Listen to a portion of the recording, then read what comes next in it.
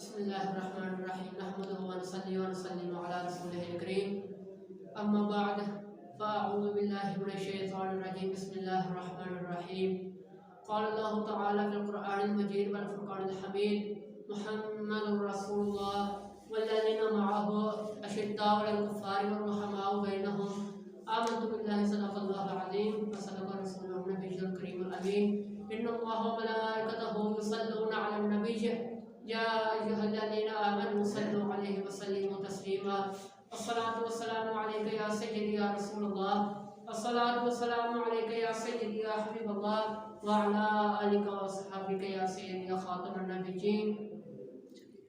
سامعین وقار میں نے آپ کے سامنے قرآن کریم فرقان حمید کی ایک آیت مبارکہ میں سے کچھ حصہ تلاوت کر کے شعر فاصل کیا.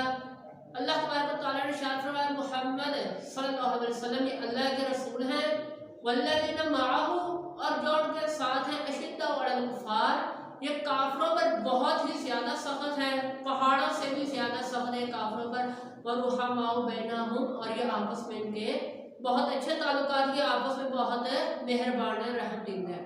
سامنے سے کا یہ جو رافضی طبقہ ہے یہ والی حدیث تو بہت زور و شور سے بیان کرتے ہیں کہ من کنت مولا ہوں فہذا علی مولا ہوں کہ جس کا میں مولا اس کا علی مولا. غدیر خم کے موقع پر حضور علیہ السلام نے مولا علی شیر خدا کا ہاتھ اٹھا کر یہ بات فرمائی تھی کہ جس کا میں مولا اس کا علی مولا.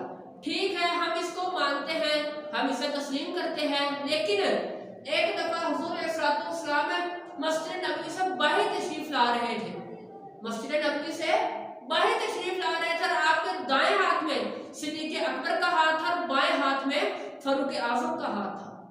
آپ باہر تشریف لائے تو صحابہ دیکھ کر بہت خوش ہوئے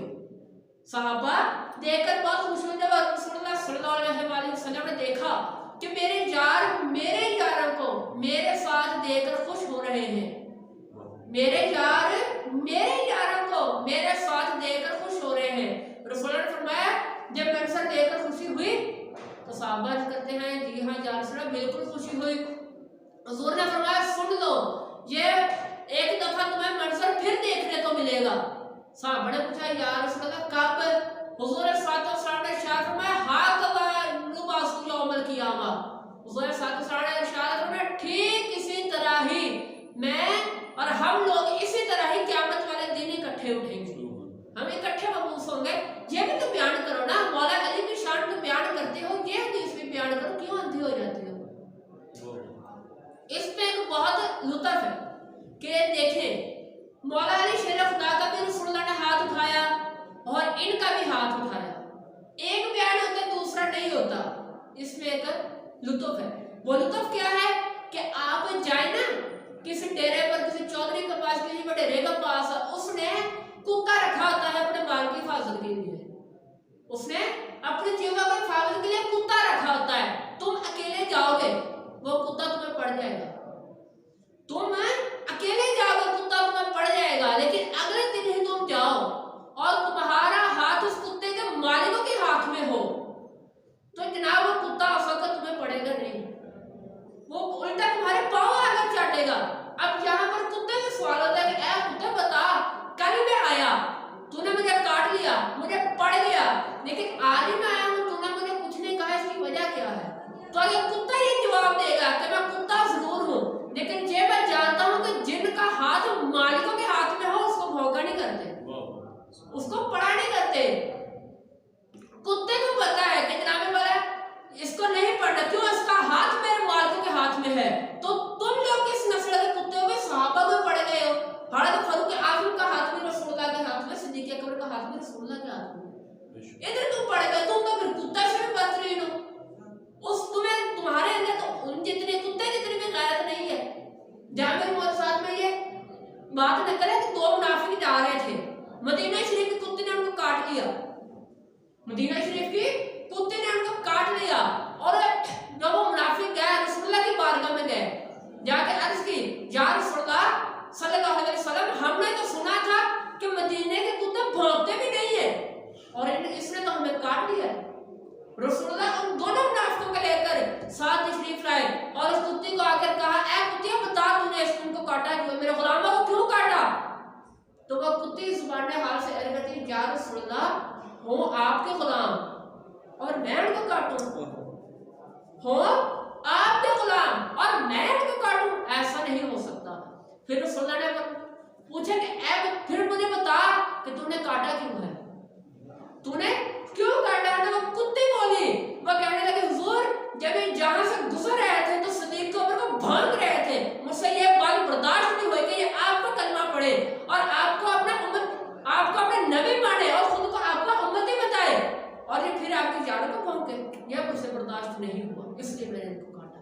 तो तुम तो कुत्ते से भी बात करो, कुत्ते से भी बात करो, कि उसे पता है कि मालिकों का हाथ है, जिसका हाथ जो जिसको मालिक पकड़ ले, जिसका हाथ उसको काटा नहीं करते, और तुम तो उन्हीं को पढ़ रहे हो।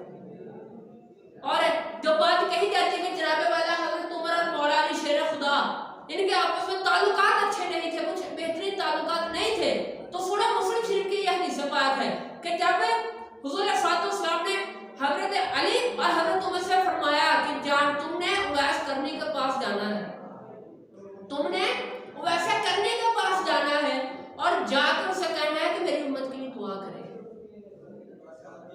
इससे यह बात भी पता चल, दो बातें यहाँ से पता चल जाती हैं कि कभी कभी सहाबा किराम बड़े हैं, हजरत उमर और हजरत अली बड़े हैं, वो ऐसे करने छोटे हैं, लेकिन बड़े छोटे के पास जा रहे हैं।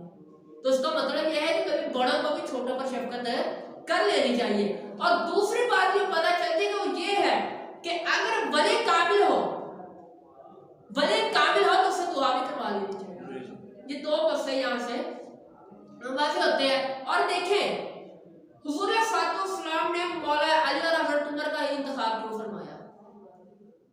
बाकी भी तो सहाबा थे, इनका ही इंतखाब क्यों फरमाया? एक तो वजह ये, हुजूर को पता था कि कुछ लोग आकर बाद में बातें करेंगे कि जनाब वाला उमर और अली ठीक नहीं थे, इनके आपस में ताल्लुकात ठीक नहीं थे, इसलिए रसूल ने इन दोनों का इंतखाब फरमाया कि आपने जाना है। और दूसरी बात, हम जब बड़े दिन सफर पर जाते हैं या आप जाते हैं तो आप साथ में किसी को लेकर जाते हैं, जो आपके हममिजाज हो उसका आप साथ लेकर जाते हैं। क्यों? सफर अच्छा हो। आप अपने हममिजाज को, जिसके साथ आपकी ज्यादा बनती हो, जिसके साथ आपकी गहरी दोस्ती हो, गहरा ताल्लुक हो, आप उसको अपने साथ लेकर जाते हैं। क्यों? ताकि सफर अच्छा हो। ठीक है, देखें रसूलुल्लाह को पता था सफर बड़ा है, जो इंतखाब रसूलुल्लाह ने को पता था कि यह सफर बड़ा था, इसलिए रसूलुल्लाह ने इंतखाब यार को खुद ही फरमा दी कि ये तो है। तो ये तो एक जैसे ही सहाबा का कोई इनका आपस में जनाबे वाला लड़ाई झगड़ा नहीं है, उनके अल्लाह ताला ने खुद फरमा दिया कि आपस में बहुत रहम मिली, आपस में बहुत रहम मिला। पता नहीं कहां से लोग उठकर आज जनाबे वाला 1400 साल बाद बयान करते हैं ये जंग हुई, ये जंग हुई, ये जंग हुई, हजरत अली की आड़ में मुआविया के खिलाफ बातें हो जाती हैं, मुआविया की आड़ में अली के खिलाफ बातें हो जाती हैं, हालांकि दोनों ही वो भाई भाई हैं, उनके आपस में सुलह हो गई थी। अगर मेरे मुआविया दिल का बुरा था तो मुझे बताएं इमाम हसन ने सुलह क्यों की? फिर इमाम हसन ने सुलह क्यों की? और अगर ये बात हो कि जालिम थे इसलिए इमाम हसन ने सुलह की, तो अमीर मुआविया यजीद से बढ़कर तो जालिम नहीं थे, तो यजीद के सामने होने वाली नहीं झुका, तो छोटे के सामने होने वाली कैसे झुकेगा? इससे बड़ी तो मेरा ख्याल में कोई गुस्ताखी हो ही नहीं सकती अहले बैत की। तो दुआ है अल्लाह तबारक व तआला समझने की और इस पर अमल करने की तौफीक अता फरमाए।